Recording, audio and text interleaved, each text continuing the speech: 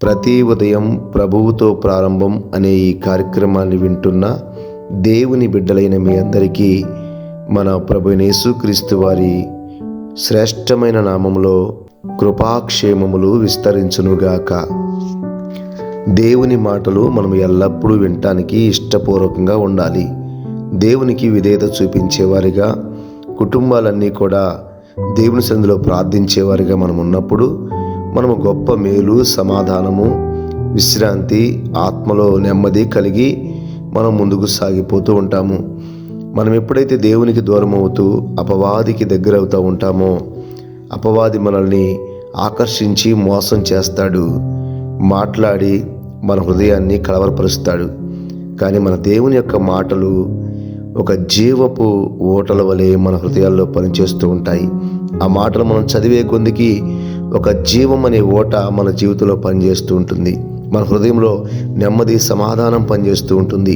కాబట్టి దేవుని మాటలు మనం ఎల్లప్పుడూ కూడా హృదయంలో నెమరు వేసుకుంటూ ఆశీర్వాదము, నెమ్మది, సమాధానము అనుభవించాలి. ఈ ఉదయకాలం కూడా దేవుని వాక్యాన్ని విని మన దైనిక జీవితాన్ని ముందుకు తీసుకువెళుతూ విశ్వాసంలో మనం ఎదుగుదాము. మొదటి దినవృత్తాంతముల గ్రంథము 17వ అధ్యాయము 8వ వచనము. నీవు వెళ్ళిన చోటనెల్లా నీకు తోడుగా ఉండి నిన్ను ద్వేషించు వారిని నీ ముందర నిలవనీయక నిర్మూలము చేసి తిని లోకములోని గనులకు కలిగి ఉన్న పేరు వంటి పేరు నీకు కలగజేయుదును అని రాయబడి ఉంది. ప్రియ సహోదరి సహోదరులారా, మన దేవుడు తన కొరకు ఒక జనాంగాన్ని ఏర్పాటు చేసుకున్నప్పుడు, ప్రత్యేకపరుచుకున్నప్పుడు వారికి పేరు పెట్టి పిలిచాడు. వారిని ఎల్లప్పుడూ కాపాడుతూ వచ్చాడు. వారిని ఎవరైతే శత్రువులుగా భావించి ద్వేషించారో అలాంటి వారందరినీ వాళ్ళ ఎదుట నిలవనీయకుండా వారిని పారిపోయేలాగా చేశాడు, నిర్మూలన కూడా చేశాడు. కొన్ని జాతులు దేవుని బిడ్డలకు ఎదురాడి మరలా చరిత్రలో కనిపించకుండా మరుగైపోయినాయి.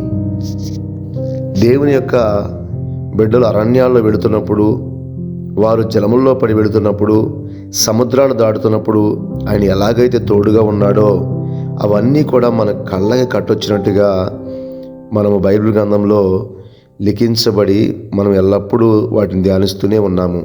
అయితే ఈ ఉదయకాలం కూడా ఇంత క్షేమాన్ని దయచేయగలిగిన దేవుడు, శత్రువు అనే మాట మన ముందు లేకుండా, ఆ శత్రువు ఏ జాతి వారైనా సరే వారిని మన ముందు లేకుండా నిర్మూలన చేయగలిగిన దేవుడు, మన చుట్టూ గొప్ప ప్రొటెక్షన్ని, కాపుదల్ని దయచేయగలిగిన దేవుడు. అలాంటి దేవుణ్ణి, ఆయన మాటల్ని ఎప్పుడు కూడా మనం నిర్లక్ష్యం చేయవద్దు. ఆయన్ని సమీపించి ఆయన దగ్గర ఉన్న ప్రతి విధమైన ఆశీర్వాదము, సమాధానము మన కుటుంబాల్లో మనం కలిగి ఉండేలాగా ఒక చిన్న ప్రార్థన దేవుని సన్నిధిలో మనం చేద్దాము. ప్రేమగల తండ్రి, దయగల ప్రభువా, నీకు వందనాలు. నీ యొక్క మహోన్నతమైన నామమునకు స్తుతులు, స్తోత్రములు చెల్లిస్తున్నాను. ఈ ఉదయకాలం నీ మాటలు వింటున్న నీ బిడ్డలందరూ కూడా దైవికముగా, ఆత్మీయముగా, ధైర్యముగా, సమాధానకరంగా ఉన్నట్లుగా వారి చుట్టూ నీ కంచాన్ని, భద్రత అనుగ్రహించండి. ఎవరైతే సంతానము లేక బాధపడుతున్నారో వారికి సంతానాన్ని అనుగ్రహించండి. ఉద్యోగం కోసం బాధపడుతున్నారో వారికి ఉద్యోగాలు అనుగ్రహించండి. వారు శత్రువుల యొక్క మాటల చేత భయపడుతూ, శత్రువుల చేత ద్వేషించబడుతూ ఒకవేళ ఉన్నారేమో, వారి యొక్క శత్రువులను మిత్రులుగా మార్చండి. వారి శత్రు సమూహం అంతా కూడా నీ నామంలో జ్ఞాపకం చేసుకొని వీరి పక్షముగా నీవు గొప్ప కార్యం చేయమని నీ నామమునికే మహిమ చెల్లించుకుంటూ, ఘనతా ప్రభావములు నీ నామములకు ఆరోపించుకుంటూ, మా రక్షకుడు నీ ప్రియకుమారుడైన ప్రభువైన యేసుక్రీస్తు నామంలో ప్రార్థించుచున్నాను పరమ తండ్రి, ఆమెన్. మన ప్రభువైన యేసుక్రీస్తు వారి కృపా కనికరము ఈ దినమంతా మనకు తోడుగా ఉండునుగాక.